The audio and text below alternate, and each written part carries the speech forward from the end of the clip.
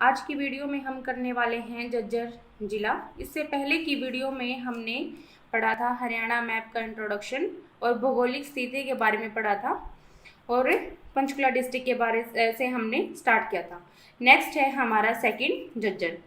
झज्जर का नाम झज्जर कैसे पड़ा? झज्जर का नाम जाजू एक किसान था, जाजू गहलावत, उसके कहने पर मोहम्मद गौरी ने इसे झज्जर नया शहर बनाया तो इसका नाम झज्जर पड़ा। ठीक है। और झज्जर से कौन कौन से जिले टच करते हैं? झज्जर को उत्तर में रोहतक, पूर्व में दिल्ली, दक्षिण में गुरुग्राम, दक्षिण पश्चिम में रेवाड़ी और पश्चिम में भिवानी। और इसका पूरा क्षेत्रफल कितना है? 1834 वर्ग किलोमीटर। ठीक है। झज्जर को पहले यह झज्जर तब 1803 में अंग्रेजों के अधीन था। यह तब नारनौल और दादरी को मिलाकर एक नया जिला बना दिया था, लेकिन बाद में इसे तहसील बनाकर रोहतक में ऐड कर दिया गया था। लेकिन फिर से 15 जुलाई 1997 को यह जिला झज्जर जिले में इसकी स्थापना की गई। ठीक है स्टूडेंट। तो झज्जर जिला कब बना? 15 जुलाई 1997 को यह नया जिला बना और इसका क्षेत्रफल कितना है? 1834 वर्ग किलोमीटर। झज्जर का मुख्यालय कहाँ पर है? झज्जर में ही है। और झज्जर की जनसंख्या कितनी है? 9,58,405। और वृद्धि दर यानी कि पहले तो जैसे ये मापा जाता है कि 10 साल में जनगणना होती है और इसकी वृद्धि रेट है परिवार्षिक 1.57%। और लिंग अनुपात कितना है? 862 पर 1000, यानी कि इसको ऐसे मापा जाता है कि 1000 पुरुषों के पीछे कितनी स्त्रियां हैं। सबसे ज़्यादा लिंग अनुपात मेवात का है 800 और झज्जर का कितना है? 862 पर 1000। साक्षरता दर कितनी है? 80.65%। झज्जर की साक्षरता दर कितनी है? 80.65%। और घनत्व कितना है? 523 पर वर्ग किलोमीटर। ठीक है। और साक्षरता दर सबसे अच्छी कहाँ की है? गुरुग्राम की। ठीक है। और वन कितना क्षेत्र वन से घिरा हुआ है? 1.18%। झज्जर पर काफ़ी टाइम तक मुगलों ने शासन किया। इस पे जॉर्ज थॉमस ने भी शासन किया। वो एक सिंधिया घराने के थे, लेकिन जनता का विरोध को देखकर थॉमस ने 1801 ईस्वी में वे सब कुछ छोड़ छाड़कर कलकत्ता चले गए थे और इस जिले पर 1803 ईस्वी में ईस्ट इंडिया कंपनी ने से अपने कब्जे में ले लिया था। झज्जर पर काफ़ी शासकों ने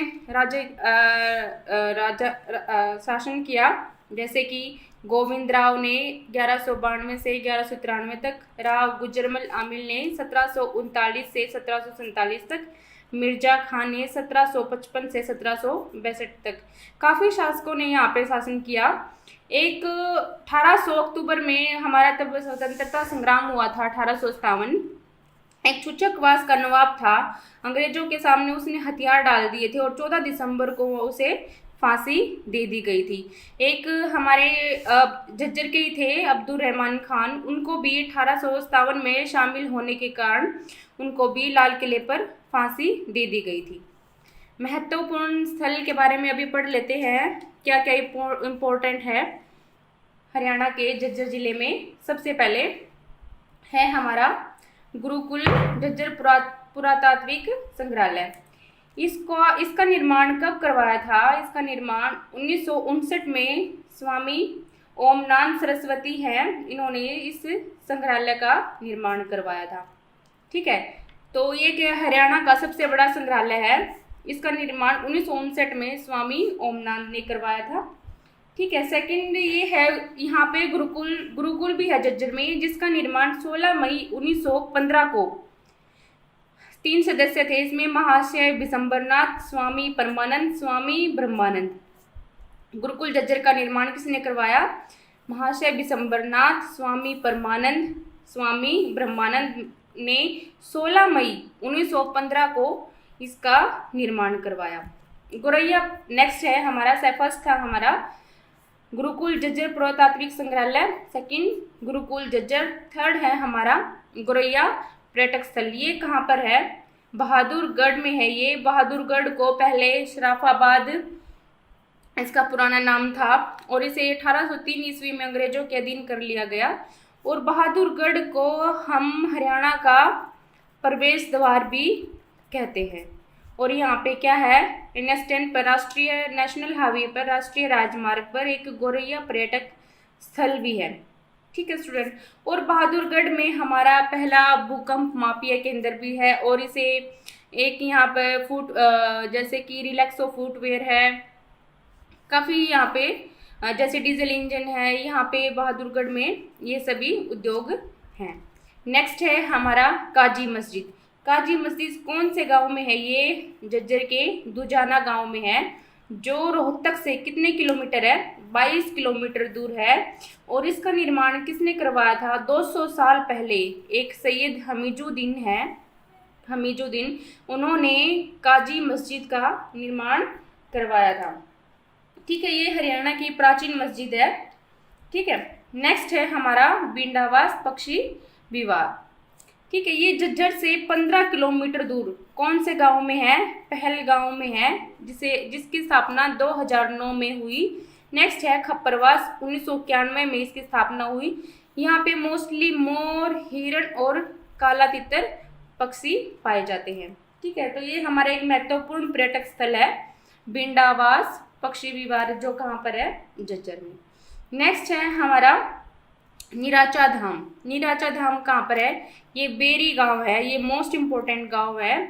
बेरी गांव का नाम बिरदो नाम का एक व्यक्ति था, जिसके नाम पर यह गांव का नाम बेरी पड़ा। और काफ़ी माना जाता है कि यहाँ पर काफ़ी अमीर लोग रहते हैं। और इसे भगवान दास आश्रम भी कहते हैं।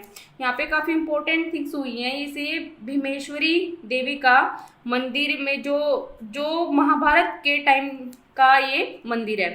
कौन सा मंदिर? महाभारत काल का मंदिर है, भीमेश्वरी देवी का मंदिर। ठीक है स्टूडेंट। और यहाँ पर 2 लड़ाइयाँ भी लड़ी गई हैं। कौन कौन सी?